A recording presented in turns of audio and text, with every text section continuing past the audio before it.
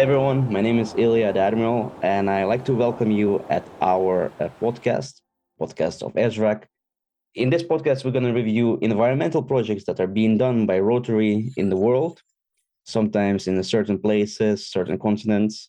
There's a lot of projects being going on in the world, and we like to give them opportunity to talk about them, talk about their impact, talk about how the projects came to be, talk about how projects are doing. And with me today, and with me as always, will be my co-host Felix. Hi, everybody. My name is Felix Karaoke, Project Director, International Service Director at Lavington Nico Rotary Club, which is in Kenya, and also the ESRAG Africa chapter head. So it's a joy to be here. We are here to be able to delve into the issues, everything, all matters environment, and sit back and enjoy the talk. Felix, our listeners are very interested into what we have found in the last couple of weeks. I was reading about the temperatures in Kenya, pretty much. There's a community called the Masiah community. They are known that livestock is their mainstay. And usually a cow goes for about $900. And the other day, I kind of paid them a visit, and a cow was going for less than $1. The reason behind all this is because of all the drought that's taking place. The place is dry. There's no food for the cattle. There's no pretty much livestock feed cannot be found. Things are getting bad. Things are getting terrible because how do you expect them to live on just a dollar a day? That's impossible. So things are really getting tough down there. And I'm feeling it for the community because that being their mainstay, what else are they supposed to do? Climate action is, or rather climate change is a reality. It's something that most communities never thought about, but now it's hitting home and it's hitting hard. When you talk about 28 degrees Celsius, because they do their temperatures in Celsius, you're looking at 80 plus in Fahrenheit. And this is on a daily basis. And this is a tropical weather whereby the equator passes. So you don't expect such kind of high temperatures. So things are tough down there for them. So I kind of feel for them. The funny story is the flooding that's also taking place down south when you move down to South Africa. It's from one extreme to another. It's like there's a total balance shift. There's a big imbalance, and something needs to be done about it. That's very interesting to hear that you have floodings and yet you have drought in one sites and floodings in the other sites. There is total disbalance and imbalance at the same time. Do you see how Rotarians are acting up to these changes? Because Rotary projects are taking multiple years. How fast does Rotary clubs adapt to this? Rotary, they're trying to play the role as they always do, kind of do something good in the society, do something good in the community. But there's only so much they can do. They need as much support as possible. What they've been doing so far is pretty much seeking to dig more boreholes in such kind of communities, whereby water can be sourced to be able to kind of do some of the agriculture that's going to pretty much ensure that there's feeding for livestock. So that's necessary.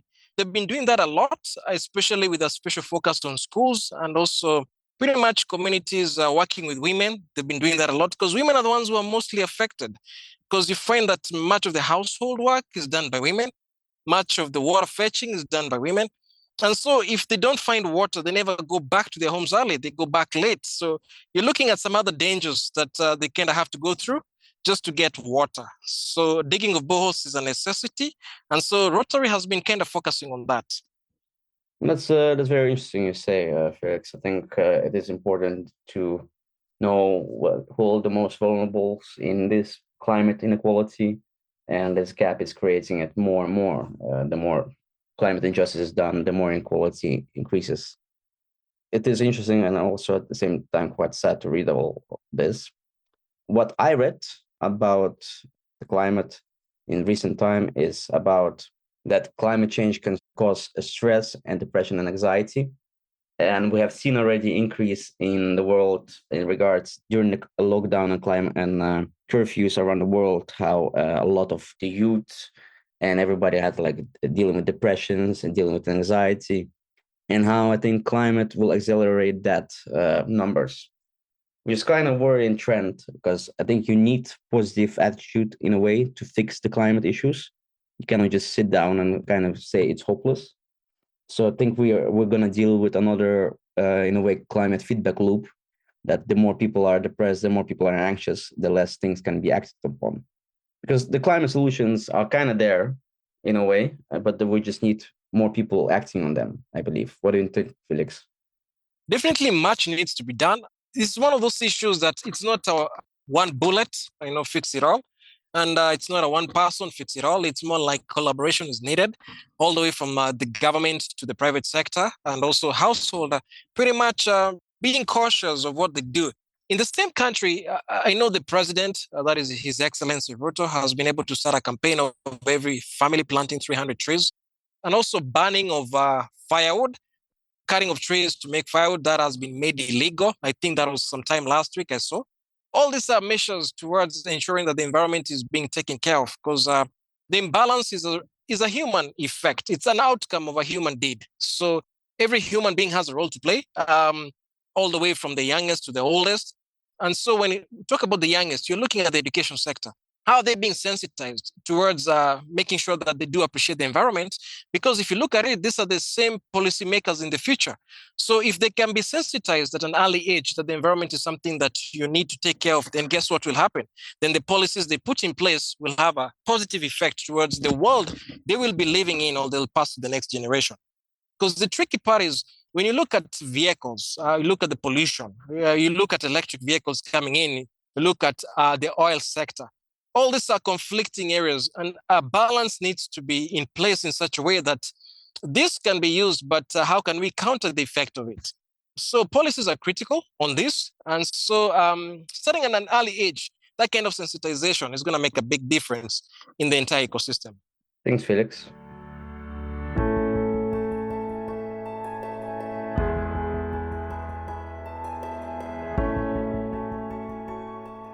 Guest of the week today is ESRAG Communication Director, and that's Laurie Zuckermann. Hi, it's a pleasure to be here. Yeah, Laurie, thank you so much for joining us today. I think you can clear some things up for us as our first guest ever. This podcast is, of course, done by ESRAG, but I think many people don't know what ESRAG is. So I think you're the best person, literally the best person, the director of the person. Can you explain to us what is ESRAG? What is it? Oh, I'd be delighted. ESRAG stands for the Environmental Sustainability Rotary Action Group. We are groups of Rotarians and our friends and are a part of Rotary International. Rotary International, at least the last time I checked, is one of the largest international service organizations by number of countries that we touch. And within that, most people belong to clubs and districts. But we also have specialists who help all those clubs and districts and zones do their work. We have close to 2,000 members who are specialists or very interested in the environment to help with environmental work. And our work includes biodiversity, circular economy, climate, food systems, pollution, and sustainable living. And so we work on projects and programs, initiatives in those areas, but we also work where possible to help out with policy on those issues within Rotary. Thank you so much. Now I know what ESRAG is. And this is part of Rotary, right? And the Rotary is, of course, an organization that is a worldwide service organization. So Correct. I think there. And you can be part of ESRAG without being a Rotarian. We do work with Rotary primarily. Outstanding. Now you told us a bit about ESRAG. What made you join ESRAG? And you said Rotarians are mostly members. So what made you join ESRAG? And why should the Rotarian join ESRAG as well? What do you say about that? Well, that's kind of funny because I am a third generation Rotarian. And my son and my daughter are also Rotarians and Rotaractors. And I was actually getting ready to terminate my membership with Rotary so I could completely focus on climate. I was a member and am still of the Citizens Climate Lobby, which was founded on Rotary principles by a Rotarian, and it focuses on changing policy, international policy, and national policy around climate change. So I was really active in that and ready to leave Rotary. And then Rotary International President Ian Risley asked us to plant one tree per Rotarian to help with climate change and environmental degradation. So I told all my friends at Citizens Climate Lobby, okay, well, I'm just going to hang in with Rotary for one more year, and then I'm full-time in Citizens Climate Lobby, or full-time volunteering. So I went to a conference, and I was staffing the Citizens Climate Lobby table, and I met Karen Kendrick Hands, and she was also helping with the Citizens Climate Lobby table and with ESRAG's table at this Rotary event. Karen Kendrick Hands is the co-founder of ESRAG. I got involved with what she was doing, and one of the things we talked about is the need for both service, which Rotary is very good at, service projects and helping make things better for people on the ground right in local communities, but also policy that will make for lasting change. And we talked about, well, we need to walk with 2 feet, both policy and doing service projects. So that's how I got involved with ESRAG. Then along came the pandemic, and my family decided that climate change was the most important issue on the planet, that everything revolves around having a healthy planet.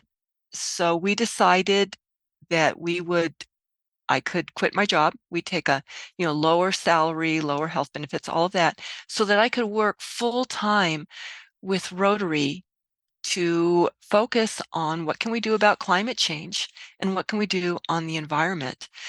And so that's what I'm doing now. Are you enjoying what you're doing? Does it give you joy? Oh, I'm right where I'm supposed to be.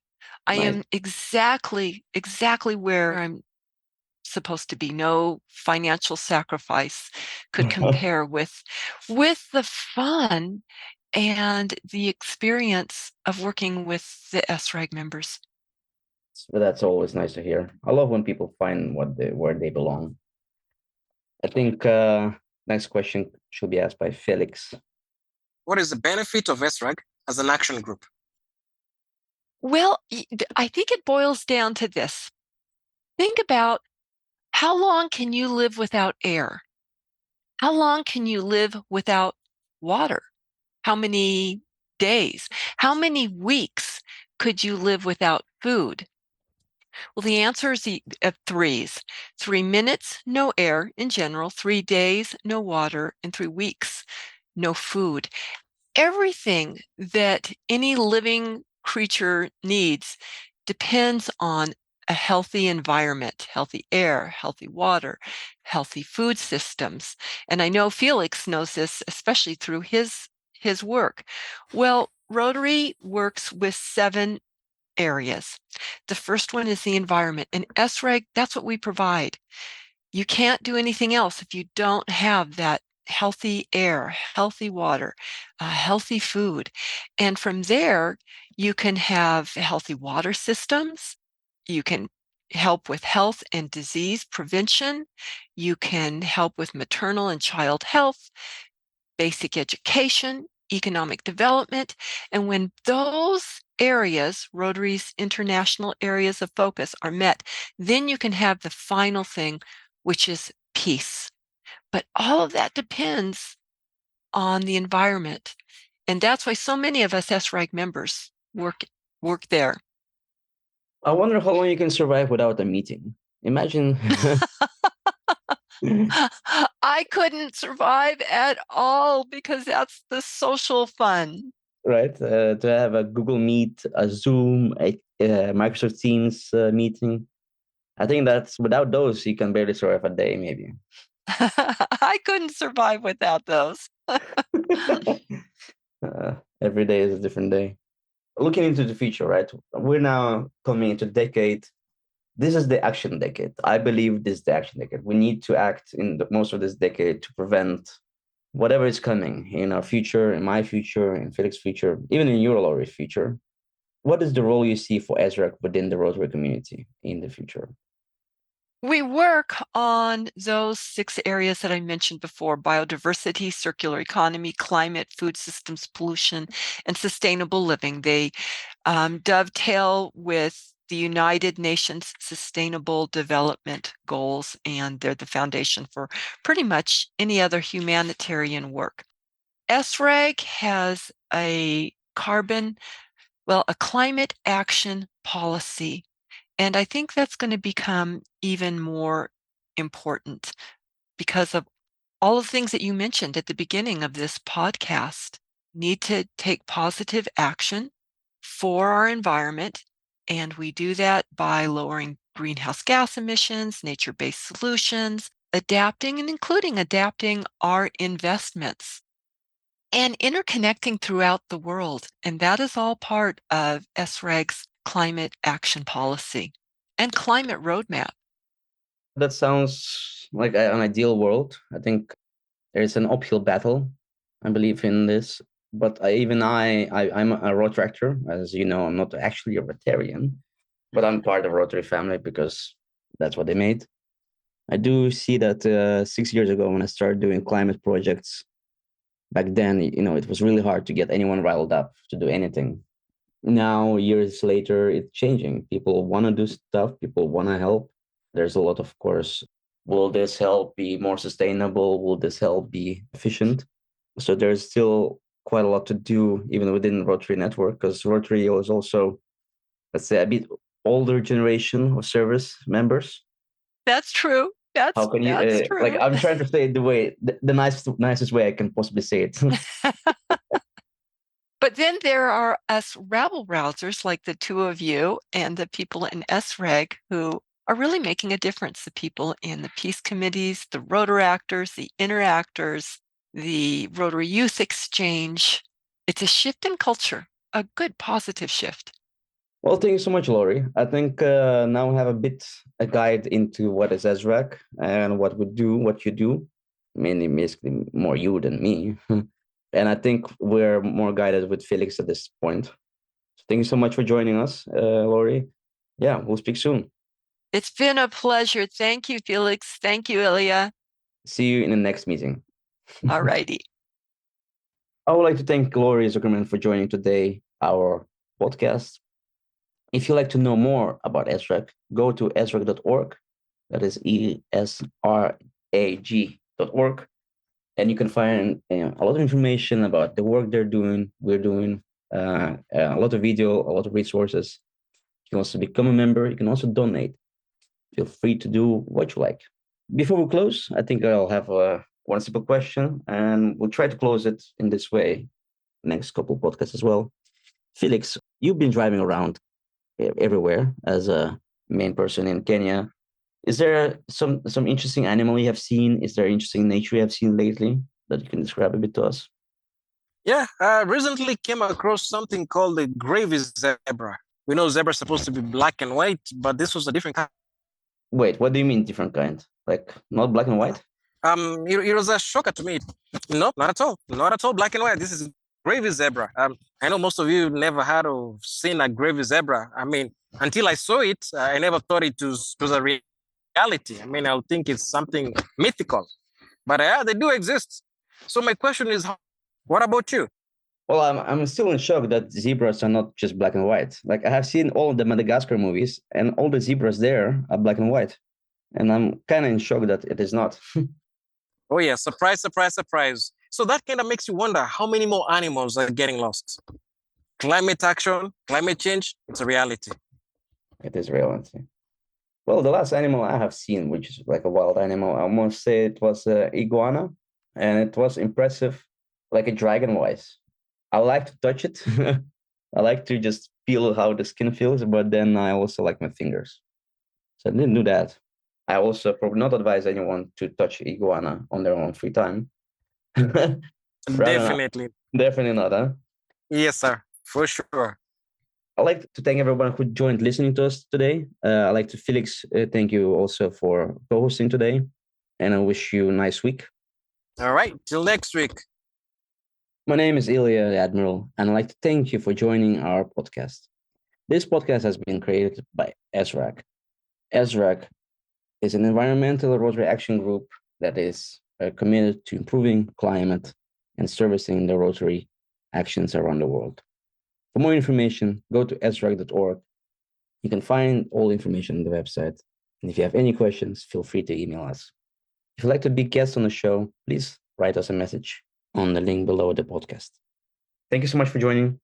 and we'll speak to you next time.